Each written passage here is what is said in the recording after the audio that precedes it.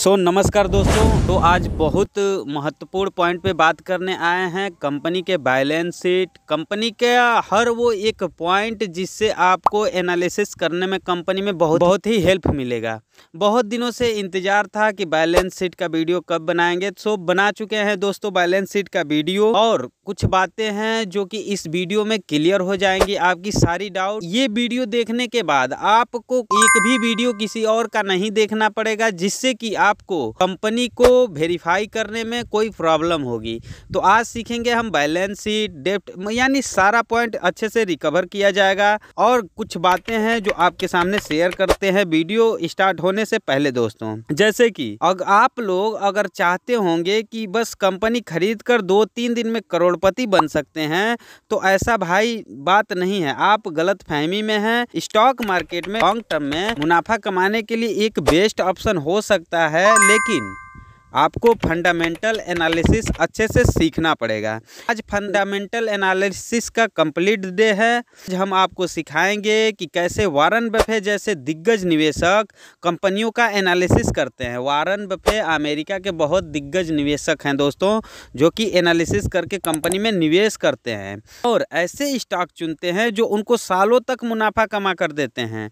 और हाँ, इस वीडियो में आखिर में हम आपको कुछ स्ट्रॉन्ग स्टॉक के बारे में भी बताएंगे जो आपके पोर्टफोलियो में होने चाहिए।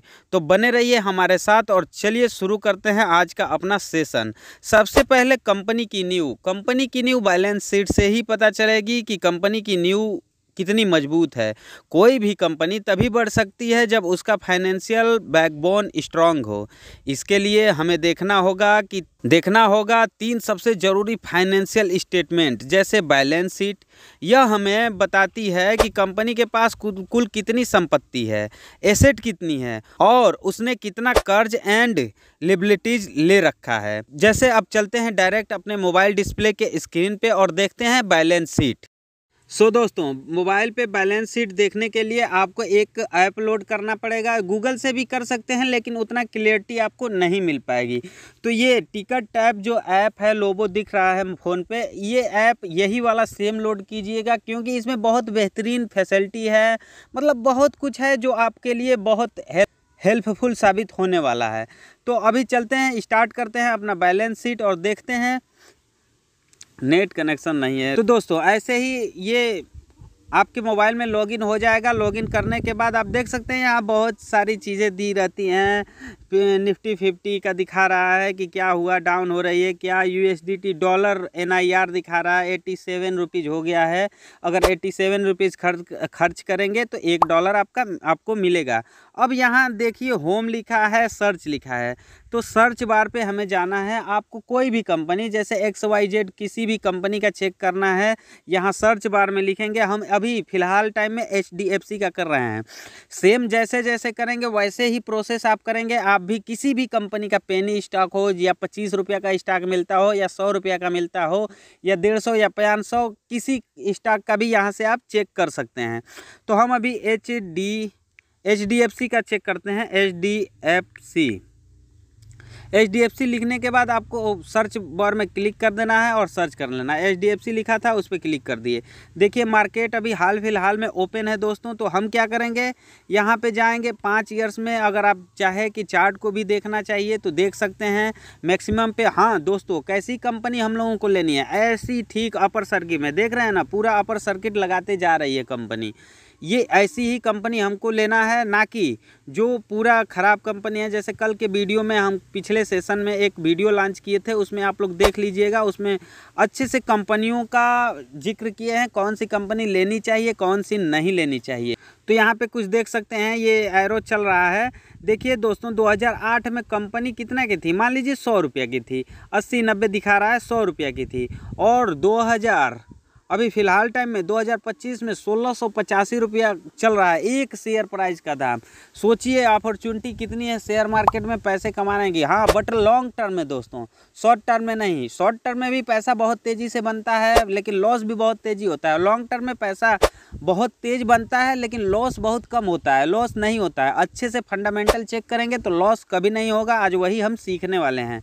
पैसा लॉन्ग टर्म में बहुत ज़्यादा बनता है। परफॉर्मेंस यहाँ पे देख सकते हैं दिखा रहा है लो है। है, मतलब हाल ही फिलहाल में कंपनियां गिर रही हैं, क्योंकि आप लोग न्यूज़ वगैरह देखते होंगे तो बहुत सा पॉइंट है, रीज़न है, जो कि मार्केट का हम भी वीडियो लॉन्च किए हैं क्यों कंपनियां गिर रही हैं, आप चेकआउट कर सकते हैं, या न्यूज़ तो सुन ही रहे हैं। आगे चलते हैं, हमें देखना है बैलेंस शीट। यहाँ पे कुछ देख सकते हैं, जैसे ये भी फैसिलिटी है इस ऐप में, जैसे मान लीजिए आईटी सेक्टर का आप कंपनी ढूंढ रहे हैं, या फार्मा सेक्टर का ढूंढ रहे हैं, या ऑटोमोबाइल सेक्टर से ढूंढ रहे हैं, तो कोई भी कंपनी यहाँ डालेंगे तो देखिए यहाँ पे सजेशन में कुछ कंपनियाँ आपको दे देगा। कंप्रोमाइज़ भी कर सकते हैं कंपनी कौन सी अच्छी है। हमें देखना है फाइनेंशियल डाटा, तो यहाँ देखिए सबसे पहले तो ग्रीन आपको दिखा दे रहा है कि कंपनी अच्छी है। सीन फाइनेंशियल स्टेटमेंट पे आप क्लिक करना है। क्लिक करने के बाद आप आ जाएंगे बैलेंस शीट पे।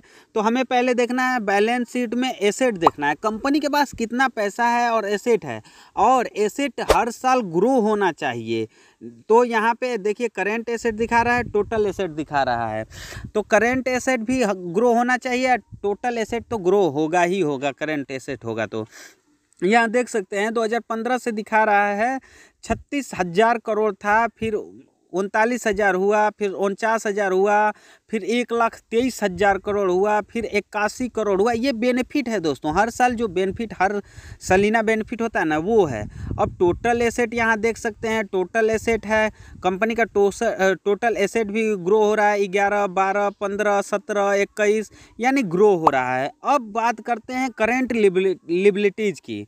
करेंट लिबिलिटीज हमेशा एसेट से कम होना चाहिए। अगर एसेट से ज़्यादा है करेंट लिबिलिटीज यानी लोन, तब तो कंपनी सही नहीं है दोस्तों, उसमें आंख बंद करके पैसा नहीं लगाना है। अगर सही है कंपनी, करेंट लिबिलिटीज ज़्यादा है और टोटल एसेट ज़्यादा है करेंट लिबिलिटीज से, तब तो पैसा लगा सकते हैं, क्योंकि जब चाहे जब कंपनी एसेट अपना दे के लोन को समाप्त कर सकती है। तो यही बात है, यहाँ करंट लिबिलिटीज देख सकते हैं 23,000 करोड़ है, और टोटल एसेट है इसके पास 40,35,000 करोड़, और यहाँ पे 23 लाख इसके पास लोन है। तो इसको जब चाहे जब कंपनी चुका सकती है। नेक्स्ट देखते हैं, कुछ उदाहरण देख लेते हैं कंपनियों का। टाटा मोटर्स ने जब इलेक्ट्रिक व्हीकल में इन्वेस्टिंग शुरू किया तो उसकी बैलेंस शीट मजबूत होनी ज़रूरी थी। अगर कर्ज बहुत ज़्यादा होता तो बिजनेस ग्रो करना बहुत मुश्किल हो जाता। ठीक वैसे ही जो बैलेंस शीट दिखाए थे, टोटल लिबिलिटीज और टोटल एसेट ज़्यादा होना चाहिए और टोटल लिबिलिटीज हमेशा कम होना चाहिए किसी भी कंपनी का। प्रॉफिट एंड लॉस स्टेटमेंट, दोस्तों इससे पता चलता है कि कंपनी हर साल कितना मुनाफा, नेट प्रॉफिट कमा रही है। उदाहरण के लिए HDFC बैंक हर साल लगातार ग्रोथ कर रहा है, क्योंकि उसकी प्रॉफिट एंड लॉस स्टेटमेंट दिखती है कि कंपनी प्रॉफिट दर साल बढ़ता जा रहा है। चलिए चार्ट पे ही देखते हैं, वहाँ पे जहाँ से आपको भी ज्ञान मिले और आप भी चेक कर पाएँ। दोस्तों प्रॉफिट एंड लॉस को देखने के लिए इनकम स्टेट में जाना है। यहीं पे बैलेंस शीट के बगल में इनकम स्टेट रहेगा। यहाँ पे जाके आप टोटल रेवेन्यू देखिएगा, मतलब टोटल रेवेन्यू हर साल, हाँ जरूरी नहीं है कि एक ही प्रॉफिट होता रहे, नहीं। 60,000 हो रहा है करोड़ तो 60,000 करोड़ से नहीं मतलब है, हर साल ग्रो होना चाहिए। जैसे देखिए इसका 60 है, 74 हो गया, फिर बढ़ता रहा, फिर लाख के करीब गया, फिर बढ़ता जा रहा है। तो ऐसा स्टेटमेंट होना चाहिए, हर साल ग्रो होना चाहिए।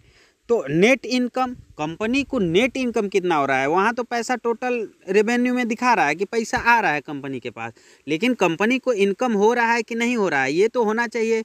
देखिए नेट इनकम यहाँ लिखा है, देखिए ये नेट इनकम हर साल बढ़ता जा रहा है।